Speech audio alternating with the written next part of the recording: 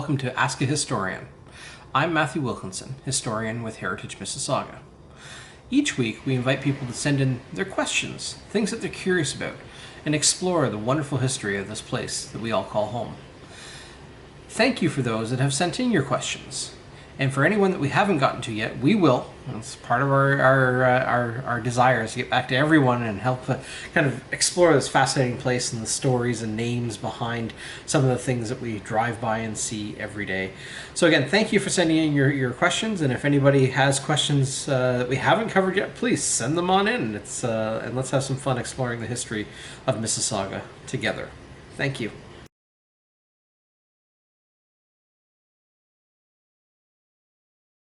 Thank you, Andrew, for your question regarding a somewhat mysterious remains of a structure located adjacent to Rattray Marsh. And I will admit that it was a little bit of digging on my behalf. I haven't seen the structure myself, although it does show up, of course, in aerial imagery. And so I was curious as well, but thankfully was able to reach out and connect with an individual who had firsthand knowledge of the structure and its story.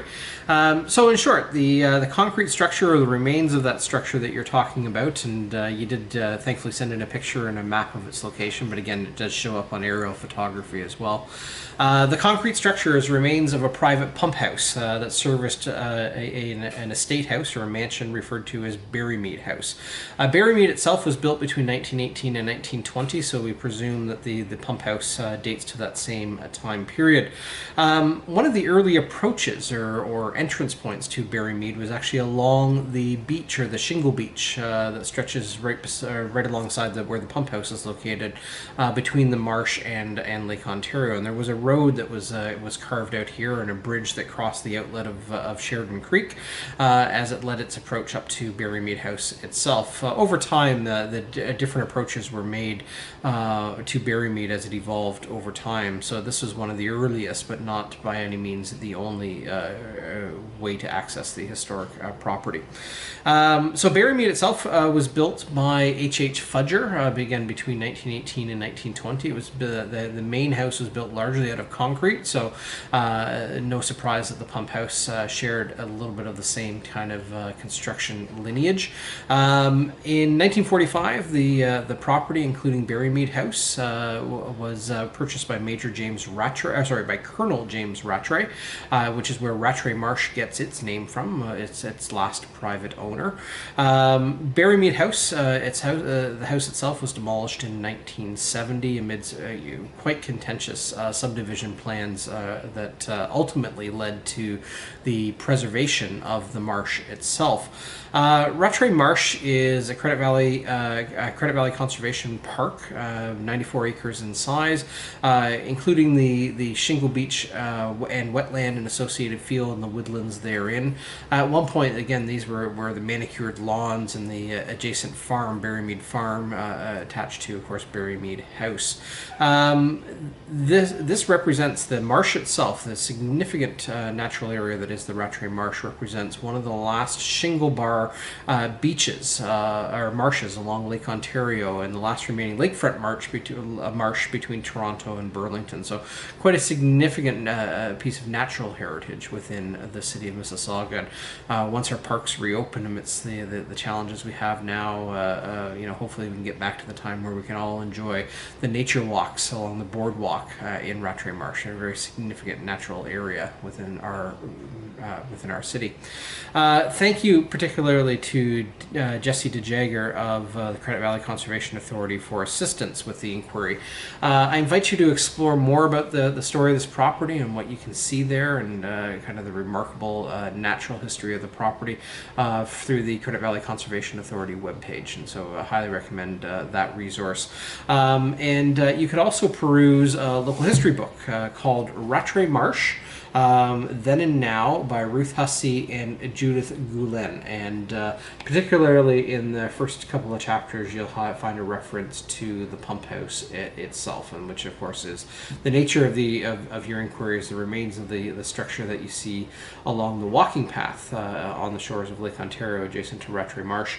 And that again is the remains of the private pump house that once pumped fresh water from the lake through a means of pumps and piping and electricity, of course, all the way up to Berrymead House, which was located on the opposite side of the marsh from where the pump house is located. So again, to learn more about the history of the property, I do recommend checking out Rattray Marsh Then and Now by Ruth Hussey and Judith Gulen. Thank you.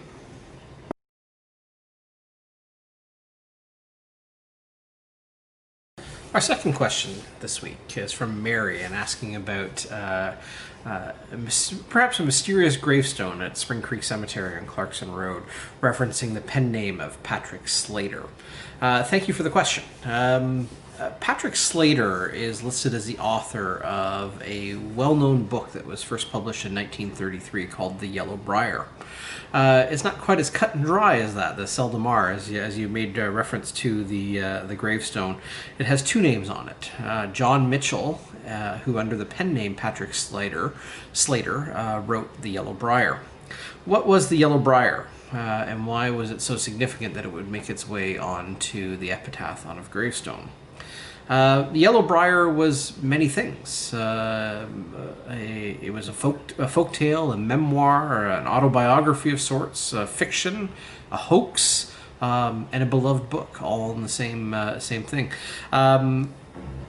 At its basic root, it's a story of an Irish orphan who escapes the Great Famine in 1840 and comes to live first in Toronto and then ultimately in the hills of Mono Hills, just outside of Caledon.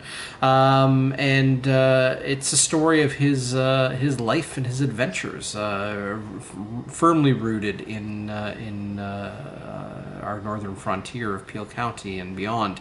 The book, as I said, was first published under the name Patrick Slater in 1933.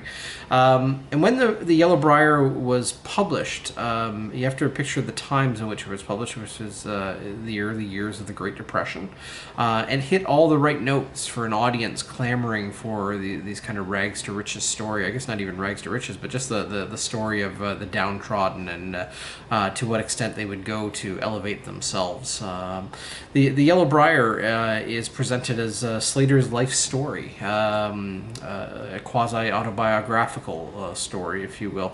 A range of characters, some over the top, comedy and tragedy, and tales of unrequited love and adventure. Patrick Slater's hopeless chase of a farmer's daughter causes him to run off and fight in the American Civil War. He serves as a deckhand on a lake freighter out of Port Credit, and so it really touches all these hills of this grand life adventure of a young Irishman, complete with the Irish lilt to the language at the time. Patrick Slater, who is in the story is said to have written this biography of his life, is said to have died in 1924, but not before setting down his stories on paper. The Globe and Mail at the time praised the book, and to quote, gives a picture of Ontario to be found in no other work of fiction we know of, and has won for itself a permanent place in Canadian literature. Indeed, it is a beloved book for those that have read it. However, it's not quite as cut and dry. The Yellow Briar really began its life as a hoax. The novel was built around John Mitchell, the true author's experiences growing up on a farm in Mono, and again he wrote under the pseudonym or the pen name of Patrick Slater. In what was a feature of the character, John Mitchell himself seemed rather at ease of continuing to perpetuate the myth of Patrick Slater. He presented himself as a friend of the author. But in time it became widely known that John Mitchell himself, not Patrick Slater, was the author of the book. Nobody seems to mind. The book was so well beloved, and the joke itself was kind of well accepted, if you will, or the hoax. However, the story of John Mitchell was a complicated one, and did not end well, unfortunately. And he was a lawyer in Toronto, and in his law practice, in his own words, due to poor accounting, Mitchell had fallen into significant debt, something into the amount of $20,000 in 1935, and he used his client's money to rescue himself from that debt. Quite illegal and morally suspect at the time. Mitchell himself exposed his own fraud. In 1935, he made a public confession and then refusing help from fellow lawyers, turned himself into the police. He was disbarred, and he spent 6 months in jail for a result of this fraud. He wrote a couple other books after his release from jail, none of which were successful, The Yellow Briar being his one shining star of literary achievement. John Mitchell, also known again as Patrick Slater, died in poverty in 1951. He was buried in Spring Creek Cemetery on Clarkson Road. A couple of years later, his home church, the Mitchell Church in Mono, took up a collection within the community and were able to cover the cost of a gravestone for Mitchell's resting place in Spring Creek Cemetery. And at the time, 2 yellow briar roses were planted at his graveside. And you can see that gravestone today that references the life of John Mitchell, also known under his pen name of Patrick Slater, the author of The Yellow Briar. And if you have a chance to read The Yellow Briar, I do highly recommend it. I mean, this is a historian recommending a book, surprise, but this is a book truly unlike any other, and it's set within kind of the northern hinterlands of Caledon and Mono Mills, and of course his adventures take him into Port Credit and beyond, and it touches on many things that we recognize by place names and locales today, firmly set between kind of the 1840s and the 1920s, and highly recommend the book, even as a hoax with its humor and its adventures and the like. Is quite unequaled by other narratives. So highly recommend The Yellow Briar by Patrick Slater or John Mitchell. Thank you.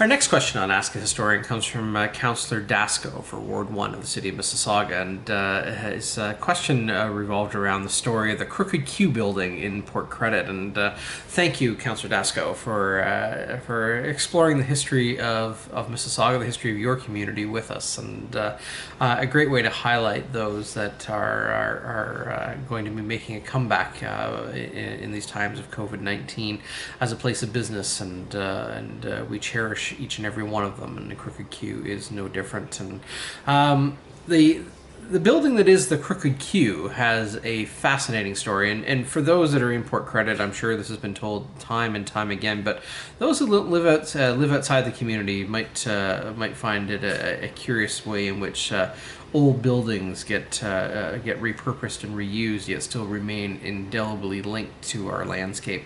The home of the Crooked Q was built in 1937 as the Vogue Theatre by Farrow and Sons.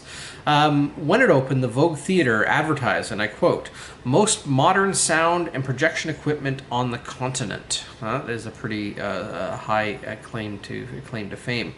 The bricks for the construction of the building itself came from the Cooksville Brickyard, another way it's tied into the history of the community of Mississauga.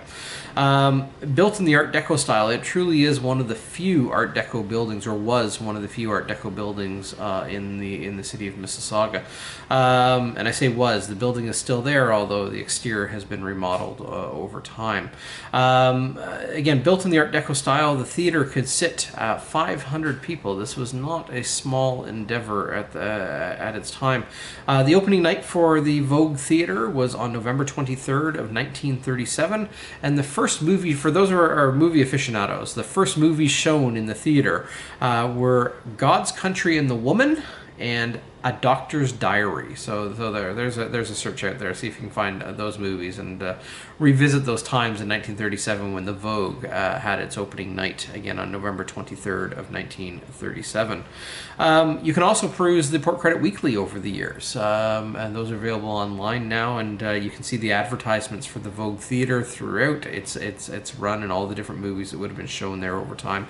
Kind of a well worth a trip down memory lane to revisit some of the old silver screen specials that came through the Vogue Theatre over time, and like the countless thousands of people that streamed to Port Credit and to the Vogue Theatre to enjoy their movie shows and their matinees. The theatre itself served Port Credit and the surrounding area for 42 years. It closed in 1979, and once the familiar marquee was removed, the building kind of, in a way, faded into obscurity from its architectural prevalence and kind of its association with its history beyond those that lived and remembered the Vogue directly. For a number of years, it was home to a jewelry manufacturer, a jewelry store called Universal Jewelers. And then in 1997, it became home to the Crooked Q Restaurant and Billiards Lounge, the Crooked Q making its home in the former Vogue Theatre building in 1997.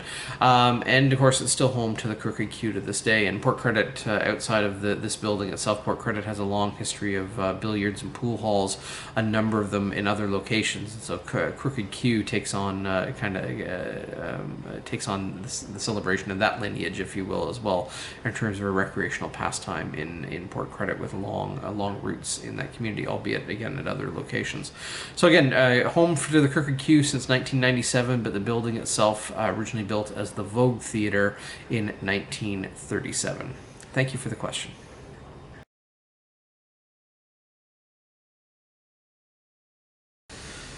Our next question on Ask a Historian comes from Jason about the mysterious anchor that it appears on or in Port Credit Memorial Park on the west side of the Credit River. Thank you for the inquiry, and it's not one. It's one we've had in the past. There's always been a curiosity. It's what's the story of this anchor, and I wish we had a glamorous one to tell, but to be honest, we don't really know much about it. It was dredged up in the harbor, and we were told in a conversation in the past with the late marine historian Lauren Joyce that the anchor was a size of a typical anchor from a stone hooker or an early schooner. And kind of the physical evidence supports that idea, and that it was dredged up in the harbor and planted in the park on a concrete pad by the town of Port Credit back in the late 1960s. The design of the anchor itself is known by a few different names. It's known as a Rogers anchor, the Admiralty anchor, or a fisherman anchor. And it was a prevalent design through the 1840s and 1850s, and because it was built out of iron, it was often reused. The anchor itself, and I can't say that I'm an expert on this terminology, but the anchor itself consists of a central shank with a ring or shackle for attaching the rope. At the other end of the shank, there are two arms carrying the flukes, and while the stock is mounted to the shackle end at 90 degrees to the arms itself. And what this allows is when the anchor is dropped, because the arms of the anchor are at 90 degrees to the shank itself, it'll turn the anchor, and thereby forcing, once the pressure or tension is applied to the rope itself, it'll force one of the flukes into the seabed to grab hold, thereby a very simple design to make the anchor an effective device. The challenge was, the weakness of the anchor was the rope that was attaching to the ship. If the rope severed, the anchor could easily be lost, and that's undoubtedly what happened at some point to this anchor. So the fact that it was lost in Port Credit Harbor only to be dredged up some time later. According to some local memories, and we talked to a few different people about this, and thank you to those that assisted, including John Cassan and John Wilson on this one. The anchor was placed in the park by the town of Port Credit once the west side was completed, sometime in the late 1960s. We have not found a specific date yet. We have been told that there's once a small plaque on the anchor, but there's no sign of that plaque today. Regardless, the anchor does appear to be from a schooner, likely dating to the 1840s or 1850s, and was possibly, and probably likely reused at some point, possibly by a fishing boat or some other vessel, and it was lost in the harbor and then later dredged up. So we have a historic anchor that has probably had a varied career. It was also something that could have been housed on a schooner as a secondary anchor known as a kedge to allow for maneuvering in close shore, something that the stonehookers did quite a bit when harvesting the shale from the lake bottom of Lake Ontario. So undoubtedly this anchor has a connection to a schooner and to the stonehooking trade in Port Credit, but may have had a varied career after that before it was lost in the harbor and ultimately dredged up. There's no name indicating the vessel that it came from, unfortunately, so what we have is an iron anchor reminiscent of the old schooner days in Port Credit, likely dating to the 1840s or 1850s. So again, thank you, and always fun to explore kind of those little lesser known bits of our local history that dot our landscape and engage us in a pursuit of memory and story. So thank you again for the question.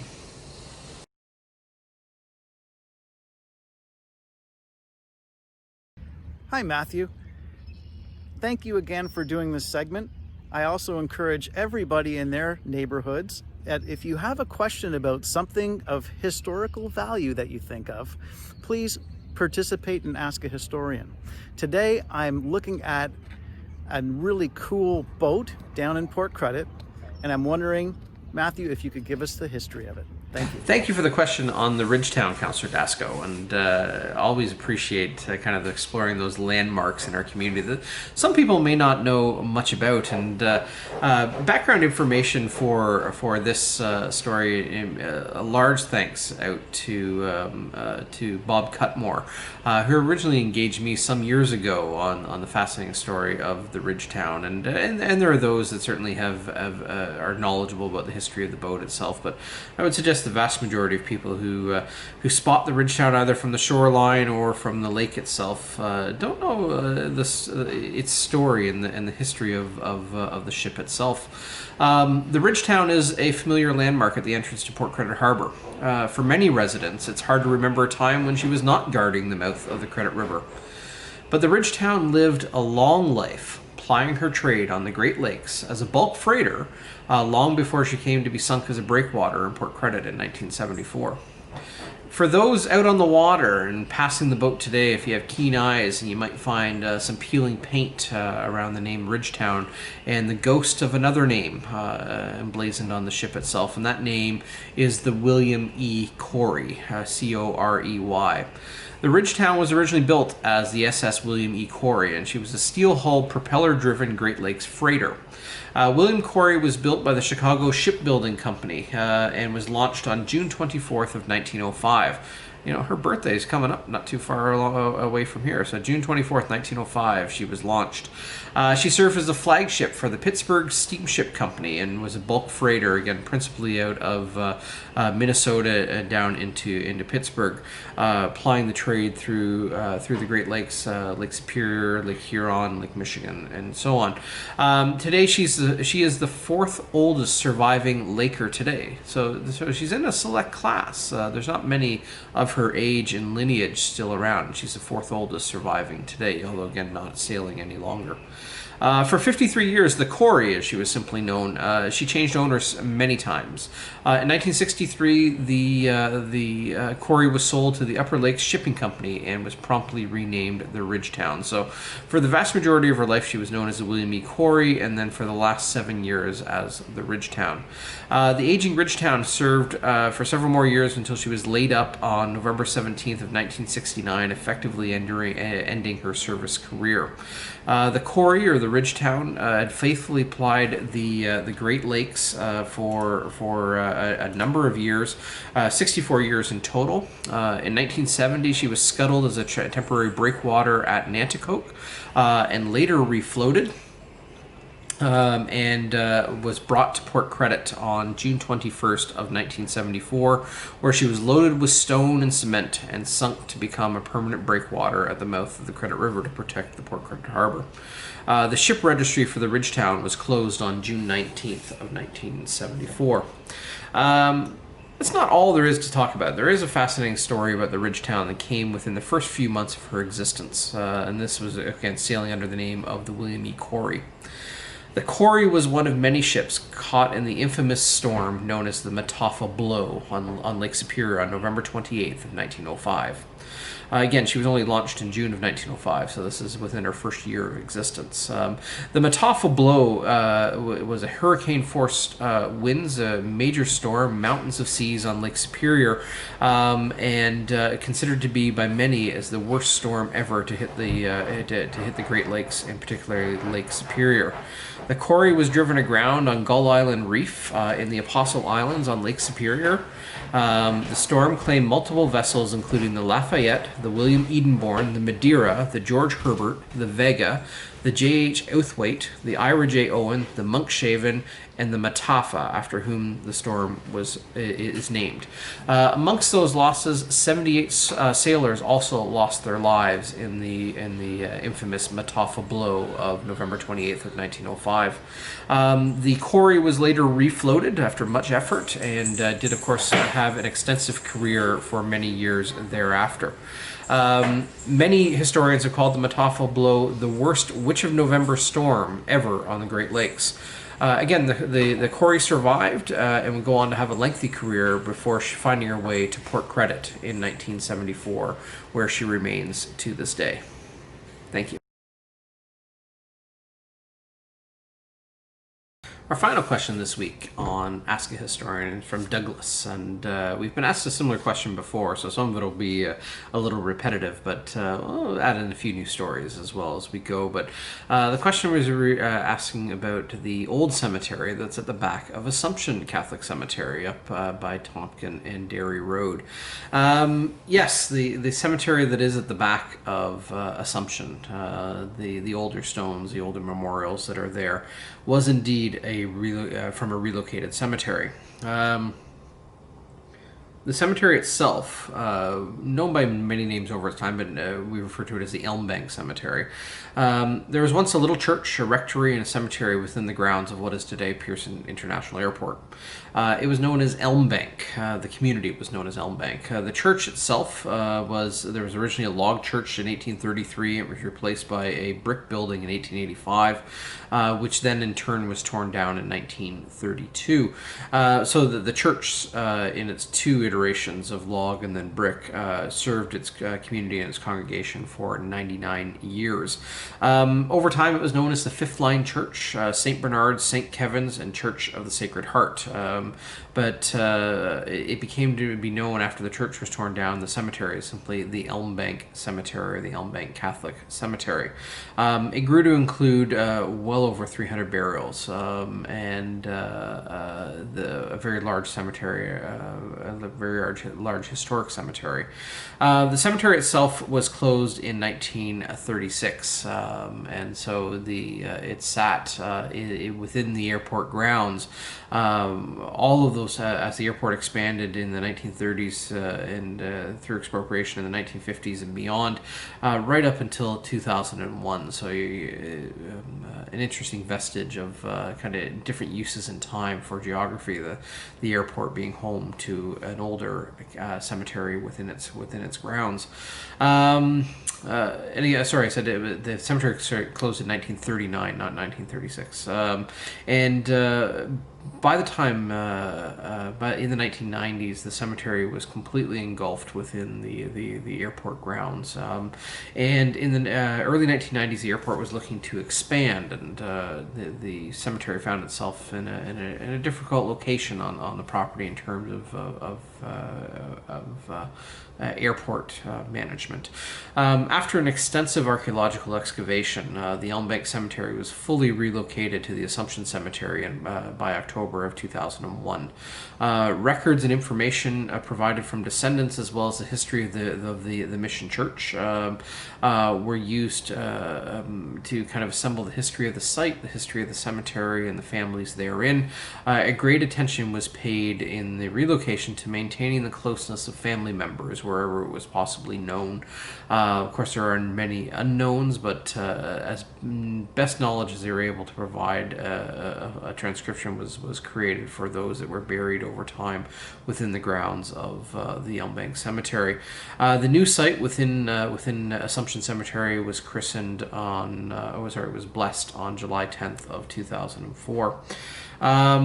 The Elm Bank or Fifth Line Mission Churchyard, the Elm Bank Cemetery, is the largest cemetery in Ontario ever to be relocated.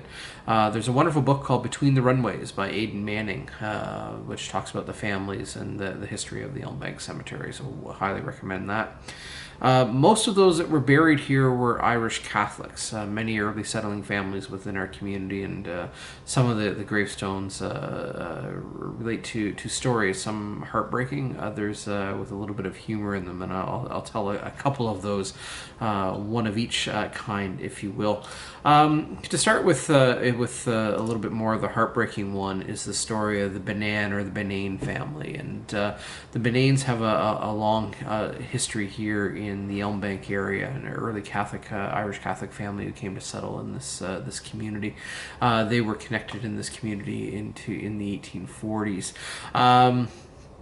Unfortunately, in 1887, the Bananes were amongst many hit by a diphtheria epidemic that went through this community. And within a few days of each other, 6 of their children were lost. Mary Agnes, John, Alexander, Edmund Jr., Elizabeth Rose, and Loretta, all passing away likely due to diphtheria, all within a few days of each other. You can imagine the devastation that would cause to a family. Only one of their children survived that epidemic in Gertrude, so just absolute tragedy.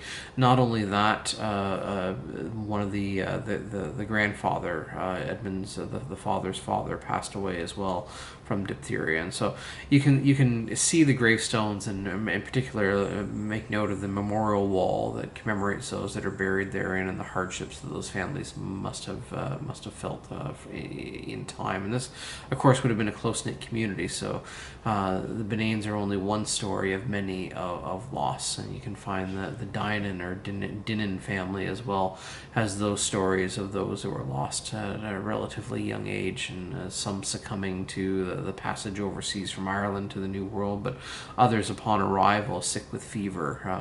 Those stories are told within the grounds of that cemetery, and so it's a tribute to those that